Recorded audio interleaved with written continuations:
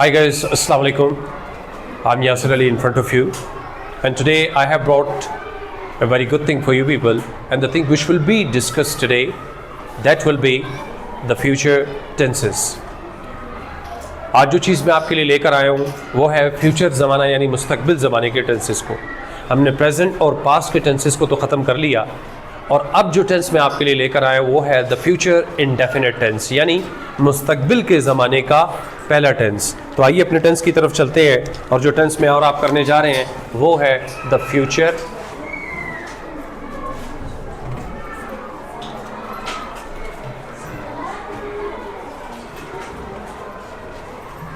Indefinite tense यानी मुस्तकबिल जो आने वाला ज़माना है उसका पहला टेंस है। आप चाहें तो साथ साथ नोट भी कर सकते हैं। अब बेटे मैं इसकी डेफिनेशन बता देता हूँ।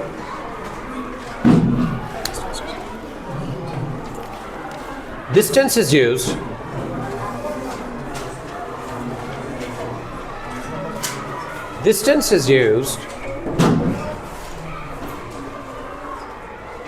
टू प्रेडिक्ट का मतलब क्या होता है बेटे? पेशन गोई करने के लिए। This tense is used to predict about, very good, the future,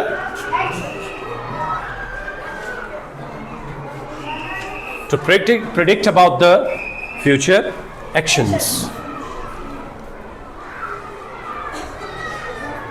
बेटे ये वो ज़माना है जिसको आप मुस्तकबिल में होने वाले कामों की पेशन गोई के लिए इस्तेमाल करते हैं।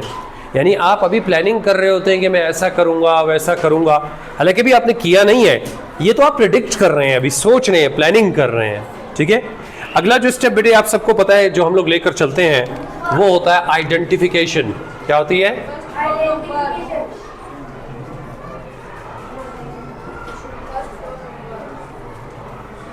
आइडेंटिफिकेशन क्या होगी?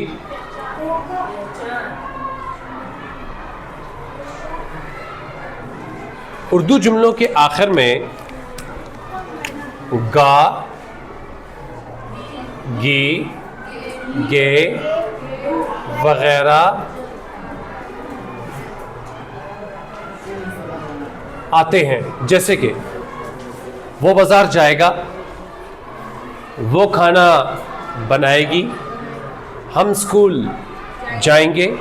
तो वो काम जो मुस्तकबिल में होने हैं लेकिन सोच अभी रहे हैं, हम प्लानिंग अभी कर रहे हैं। अगला जो पॉइंट है बच्चों जो हमारे सामने होगा वो है वर्ब।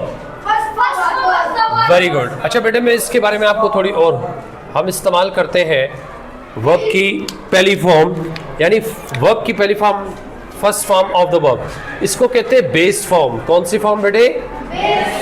बेस फॉर्म का मतलब ये होता है कि ये वो फॉर्म है जिससे बाकी सारी फॉर्म्स बनती हैं। लेकिन इस टेंस के अंदर इसको बेयर इन्फिनिटिव भी कहते हैं बेटा।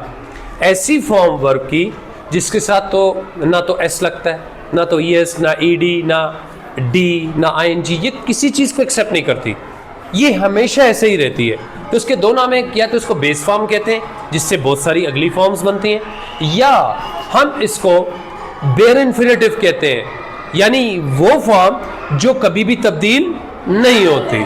अच्छा बेटे अब आगे बढ़ते हैं हेल्पिंग वर्ब्स की जानिब। इन दिस, शाबाश, in this tense, very nice.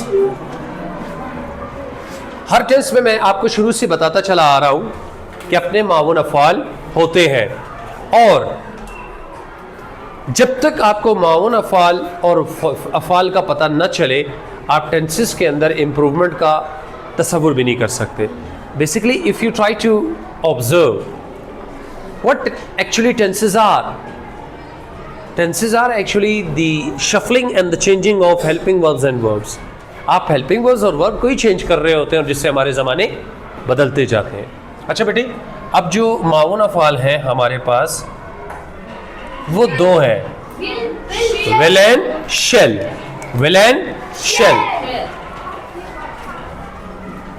अच्छा एक बात और बताता चलूं बेटे, according to modern English will can be used with all names. Will को सारे नामों के साथ लगाते हैं,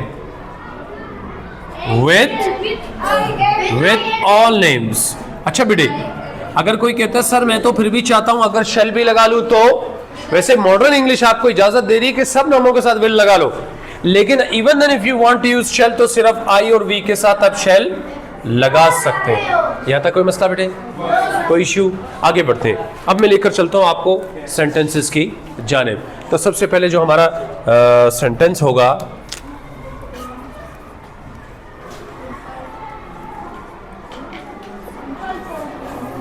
मैं सबसे पहले SF का मतलब होता है सिंपल फार्मूला, आपको लिख के दे देता हूं बच्चों कि सिंपल फार्मूला क्या होगा। Simple formula subject plus will या शेल दोनों में से कोई, यानी कि helping verb, plus base form of verb यानी फर्स्ट फॉर्म, प्लस ऑब्जेक्ट। और अगर बेटे आप EOP लगाना चाहें तो लगा सकते हैं, अगर नहीं जरूरत पड़े तो ना लगाएं। ठीक है बेटा, देन फुल स्टॉप। आइए जुमलों की तरफ चलते हैं। जैसे मैं कहता हूं आई विल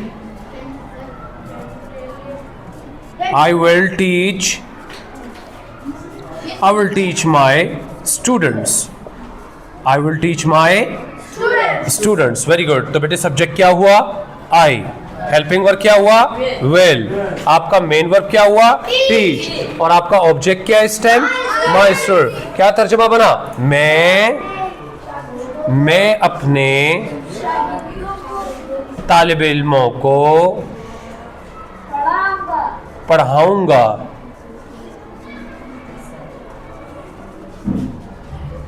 तो बच्चों ये वो है जुमला जो मेरी प्लानिंग को बता रहा है कि अभी तो मैं ये काम नहीं कर रहा, अभी तो मैं सोच रहा हूं, लेकिन आगे चल के मैं इस काम को करूंगा। एक सेंटेंस में बोर्ड के इस खाने में लिख देता हूं। मैं कहता हूं they will follow the rules. They will follow the rules. वो कवानीन की पैरवी करेंगे। What is subject? They. What is your helping verb? Will. Please attention चाहिए होगी आपकी। What is main verb? Follow. और आपका ऑब्जेक्ट क्या है? The rule. वो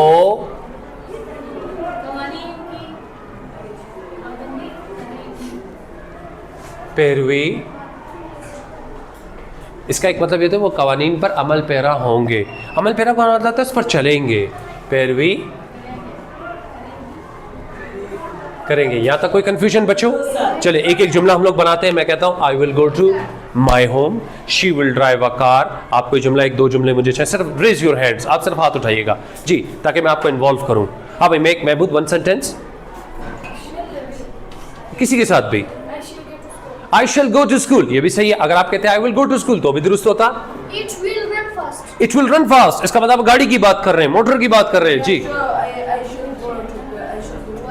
I shall go to the ground to play cricket. Very good, शाबाश। अब बेटे आपको ये पता है कि एक जुमले के साथ कई जुमले जुड़े हुए हैं। Negative, interrogative, interrogative, negative and interrogative formal, और एक जुमला जो आखिरी होता है जिसको हम कहते हैं negative and interrogative, interrogative informal.